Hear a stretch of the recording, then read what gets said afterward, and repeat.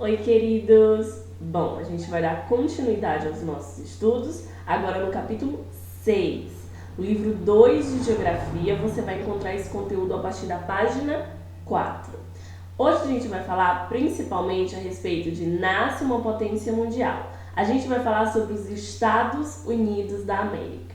Bom, tanto se ouve falar dos Estados Unidos, principalmente como potência mundial, como um país mega industrializado, onde existem muitos imigrantes, cada vez mais as pessoas tendem a migrar para essa região. Mas hoje a gente vai se deter nos aspectos físicos.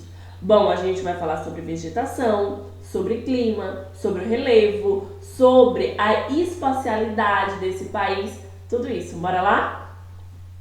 Bom, aqui é o mapa americano. Vocês observaram, os Estados Unidos é composto de 50 estados. Vocês podem observar ao sul, a gente tem o estado do Texas, Arizona. A gente pode ver nessa parte oeste, Pensilvânia, Geórgia, Flórida. A gente pode, aliás, essa parte leste, perdão, Pensilvânia, Flórida, Geórgia. Na parte oeste eu vou encontrar Califórnia, Nevada, enfim. Esse aqui é o mapa americano e vocês podem ver como que está disposto a disposição desses estados. Lembrando que Havaí e Alasca também fazem parte de estados americanos.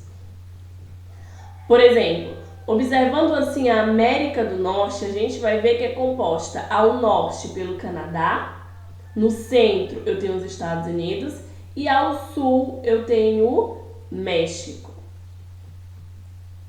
Bom, alguns aspectos gerais. Os Estados Unidos da América é um país localizado no continente americano, mais precisamente na América do Norte. O nome desse país é também expresso a partir de siglas como USA, US e EUA.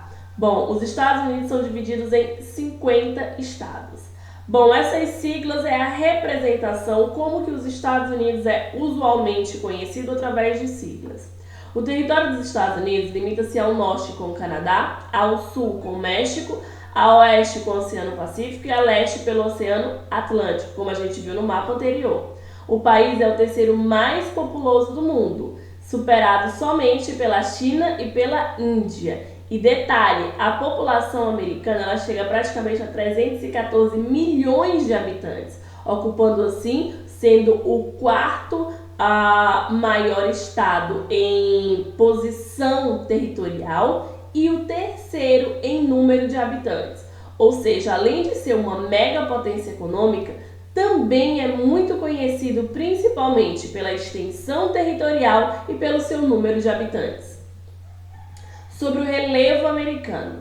Bom, o relevo norte-americano ele abrange dois sistemas montanhosos, os Montes Apalaches e as Cordilheiras Ocidentais, que contêm as Montanhas Rochosas, a Serra Nevada, os Montes de Cascata e a Cadeia de Costa. Entre eles existem três áreas mais baixas, o escudo canadense ao norte, a planície central e a planície costeira, que margeia o Atlântico. Bom, quando a gente vai falar desse sistema, basicamente, de montanhas, a gente vai lembrar que o território americano ele faz parte de dobramentos modernos, coisa que nós não temos no Brasil. Esses dobramentos modernos, eles são formações rochosas mais recentes, ou seja, são menos desgastados, não sofreram tanto processo de erosão, por isso tende a alcançar altitudes bastante elevadas.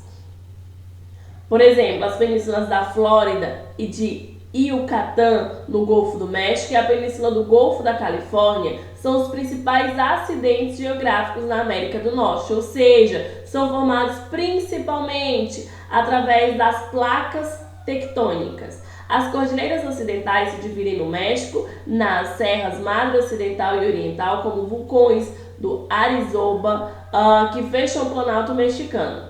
Bom, a gente vai ver toda essa formação rochosa, como eu falei para vocês, é fruto de um dobramento moderno, ou seja, são relevos, são as placas tectônicas que se chocaram, formando principalmente essa cordilheira, essas altitudes elevadas, garantindo assim ao território americano uma vista belíssima de cadeias montanhosas.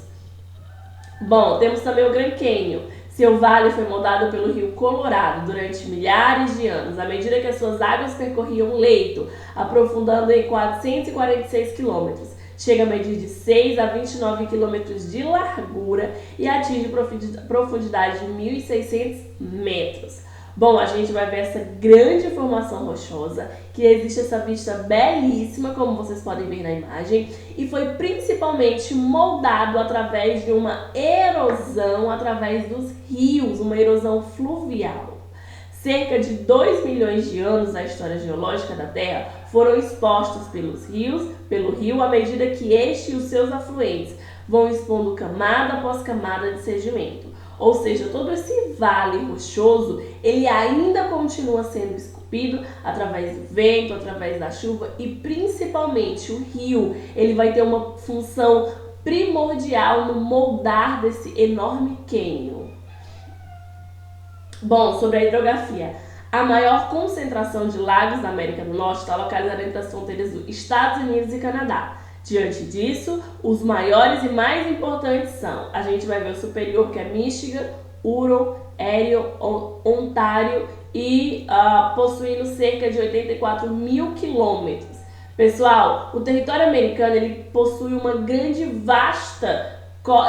ele tem uma grande porção de corpos d'água, fazendo assim um território bem distribuído, principalmente de recursos hídricos.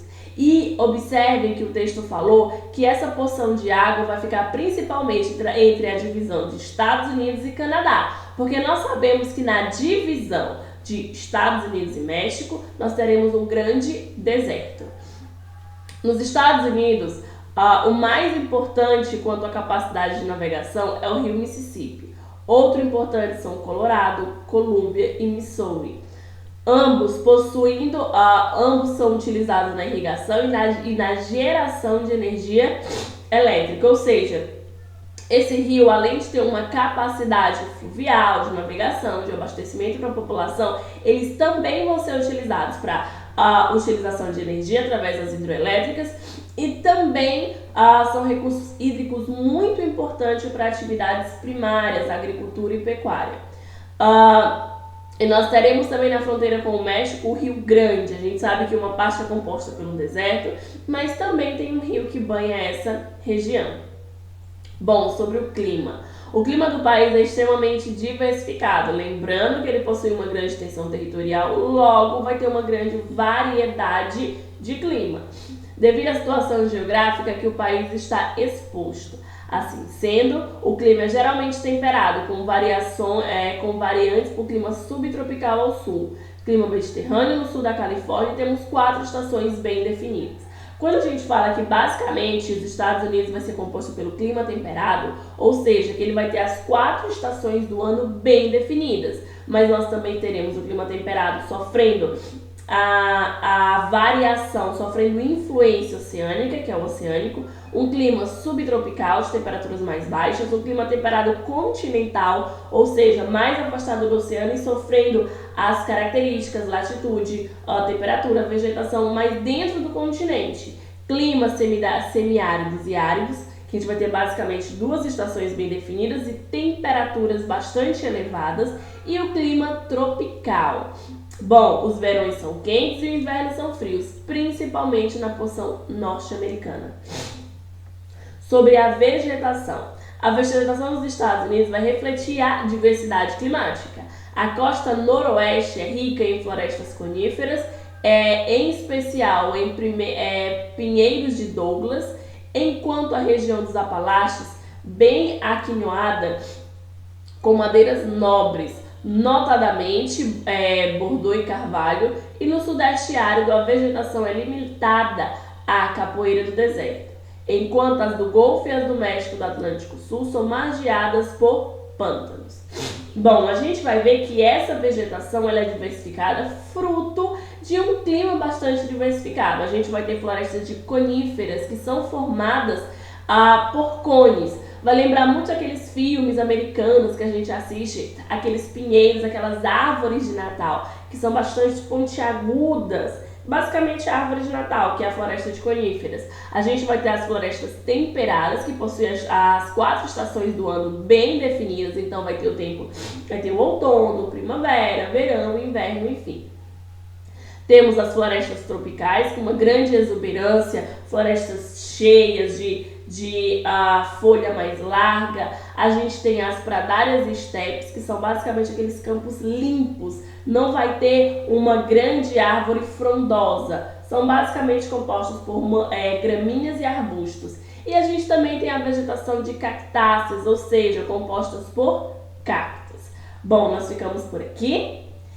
O capítulo 6 ele vai ser dividido em 2 partes. Então, primeiro a gente está falando dos aspectos físicos, depois a gente vai falar sobre a formação histórica. Então, façam a atividade que eu vou colocar. Boa aula, bons estudos!